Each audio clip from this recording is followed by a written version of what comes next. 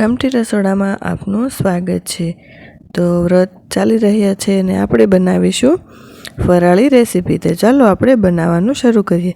મેં અહીં બધી જ સામગ્રી લઈ લીધી છે। મેં અહીં 150 ગ્રામ જેટલો મેં અહીં મોરૈયો લીધો છે।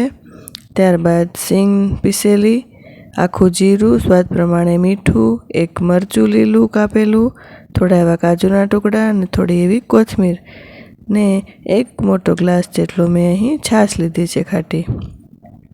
ત્યારબાદ એક વાસણ ગેસ પર મૂકીને તેમાં એક મોટો ચમચો તેલ ઉમેરી, ત્યારબાદ જીરું અને મરચાં ઉમેરી ને આપણે હવે તેમાં ઉમેરીશું દળેલી જે સિંગનો પાવડર છે તે અધકચરી જ પીસવાની છે તે આપણે ઉમેરીએ અને તેને બરાબર આ રીતે સાતળી લઈએ। ત્યારબાદ સ્વાદ પ્રમાણે મીઠું ઉમેરી દઈએ।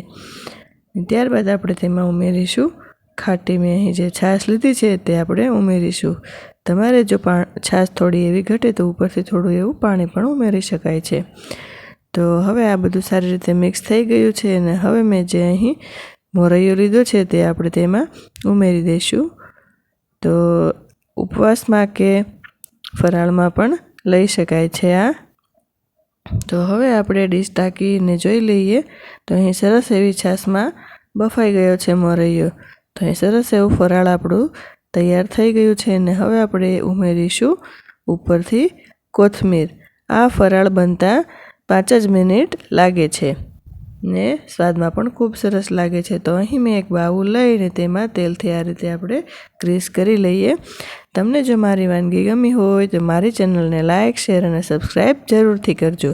તો હવે આપણે તેમાં કાજુના ટુકડા ઉમેરીશું થોડા એવા, ત્યારબાદ થોડી એવી કોથમીર ઉમેરીશું।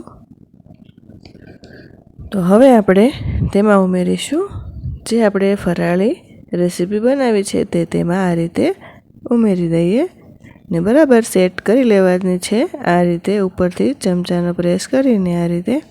તો હવે આપણે આ બાઉલને ડીશમાં આ રીતે ડીશ ઉપર મૂકીને આ રીતે પલટાવીને કાઢી લઈએ। તો અહીં મેં પલટાવીને કાઢી લીધું છે, ઉપરથી બાઉલ લઈ લીધું। તો સરસ એવી તૈયાર થઈ ગઈ છે આપણી ફરાળી રેસીપી ને સરસ એવી પણ દેખાઈ રહી છે। તમે ગમે ત્યારે ખાઈ શકો છો ને પચવામાં પણ ખૂબ જ હળવી છે। તો ફરી મળીશું આવી જ કંઈ વાનગી સાથે ગામઠી રસોડામાં।